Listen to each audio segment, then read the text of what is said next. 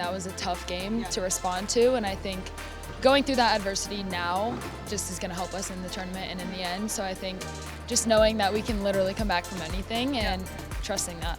The Kentucky Volleyball Cats pulled off a fiery win 3-2 against the Florida Gators to keep rolling through the SEC undefeated. Welcome into Wildcat Wednesday. I'm Sierra Newton, and 2 volleyball cats have been named to SEC Weekly Honors. For the 4th week in a row and 5th time this season, freshman Kassie O'Brien wins a conference award. The honor this week, the SEC Freshman of the Week, and junior libero Molly Tuozzo earned her first honor of this season as SEC Co-Defensive Player of the Week after a league-high 19 digs. At some point you can flip it. You just have to have some patience and weather the storm, and those experiences are really important. The 3rd-ranked Cats hit the road this Friday, taking on Mississippi State at 7. Men's basketball prepares for a preseason #1 Purdue team. The Cats and Boilermakers face off in an exhibition match this Friday in Rupp Arena at 6. UK held their blue-white game last Friday, so we got another look at the squad. Otega always saw limited minutes on the floor, but we did get a scare with transfer point guard Jalen Lowe. A right shoulder injury during the scrimmage will sideline Lowe for a few weeks, but head coach Mark Hope isn't too worried about the injury. He tweaked his shoulder, so we'll see. Kind of set him down out of precaution.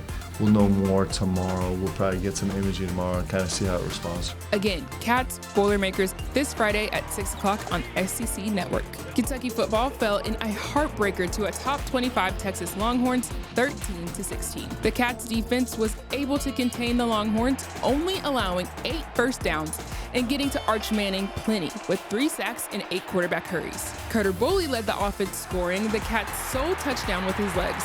Boley completed 31 of 39 for 259 yards and 1 interception.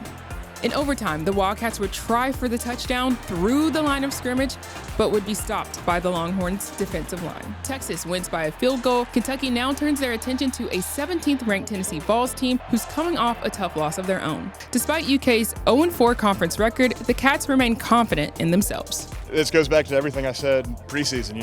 You can't get caught up in wins and losses, because at the end of the day, it's 2-3 plays, the ball bounces a different way. We're sitting at 5-1.